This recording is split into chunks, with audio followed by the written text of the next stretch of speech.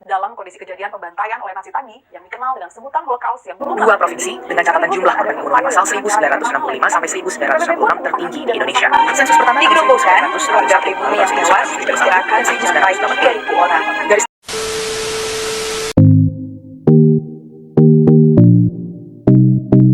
Assalamualaikum warahmatullahi wabarakatuh. Halo manis. Kami dari kelas F7, kelompok 4 akan membahas tentang materi genosida untuk memenuhi tugas sosiologi. Dengan anggota saya sendiri Maria Ulfa, saya Ocha Oktaviana, dan saya Siti Gita Muldiana, saya Siti Aisyah, saya Supendi, saya Muhammad Lutfi Mansyah.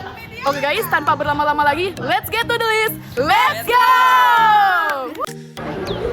Nah guys, genosida adalah pembunuhan besar-besaran yang dilakukan secara berencana terhadap bangsa atau ras. Menurut situs Museum Memorial Holocaust Amerika Serikat, genosida adalah tindakan untuk menghancurkan seluruhnya atau sebagian suatu kelompok bangsa, etnis, ras, atau agama. Macam-macam tindakan genosida. Tindakan genosida dapat meliputi: yang pertama, membantai anggota kelompok; yang kedua, menyebabkan kerusakan fisik atau mental yang serius terhadap anggota kelompok; yang ketiga, secara sengaja memberikan kondisi hidup yang tidak menyenangkan kepada kelompok masyarakat yang diperhitungkan akan pengerusakan fisik secara keseluruhan atau sepenuhnya; yang keempat, menerapkan tindakan-tindakan yang dimaksud untuk mencegah kelahiran di dalam kelompok masyarakat; yang kelima, secara paksa memindahkan anak-anak dari suatu kelompok masyarakat ke kelompok masyarakat lain. sejarah genosida.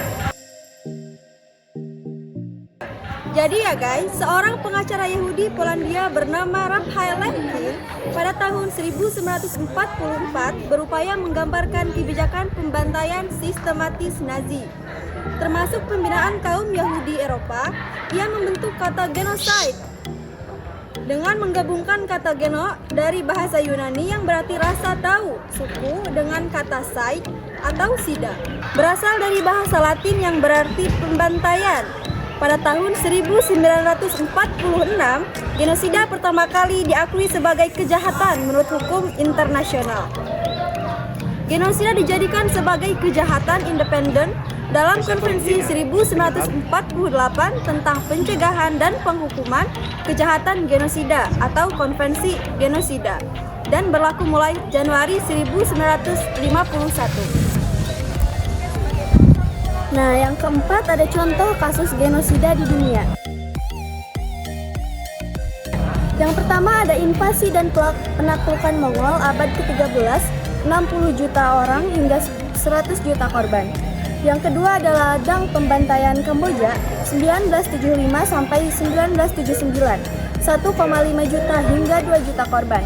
Yang ketiga ada genosida Armenia, pembunuhan massal orang-orang Armenia oleh Turki Ottoman antara 1915 sampai 1920.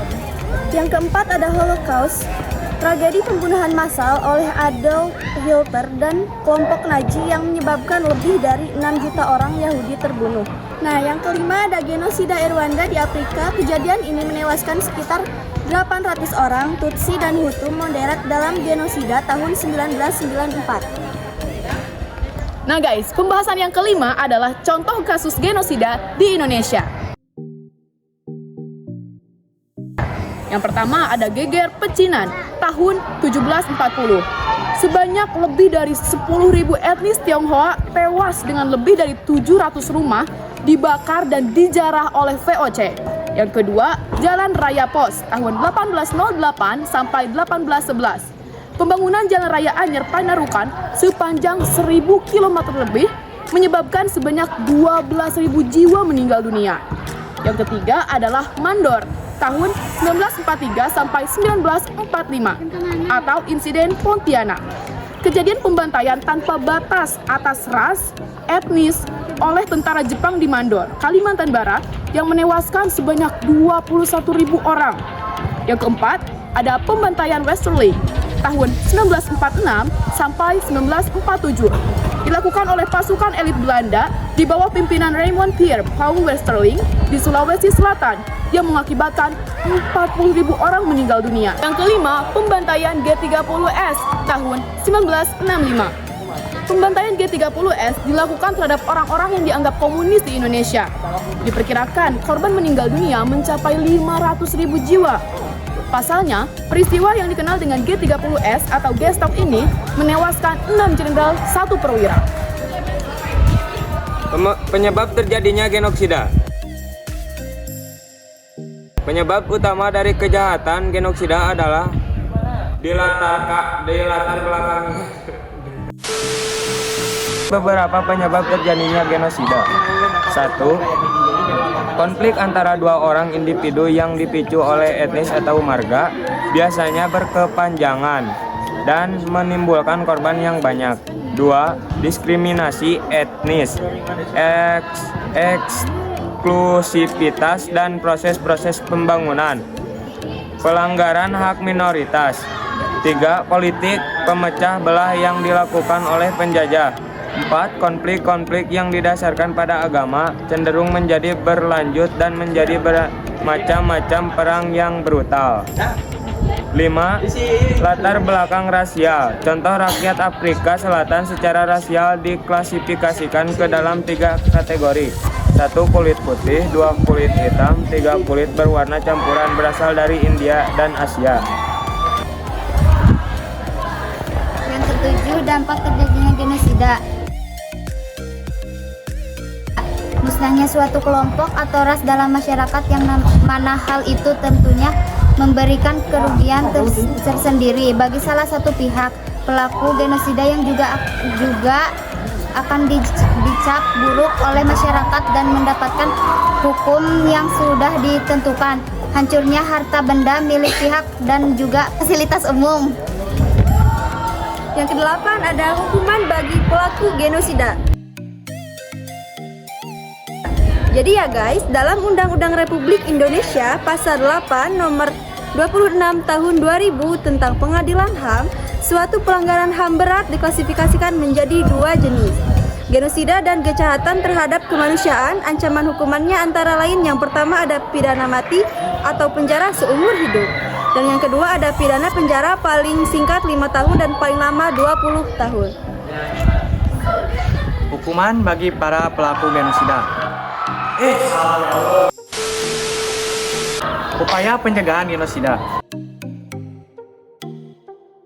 Yang pertama, diklasifikasikan, mengembangkan lembaga-lembaga yang universalistik dan transendental. Yang kedua ada simbolisasi.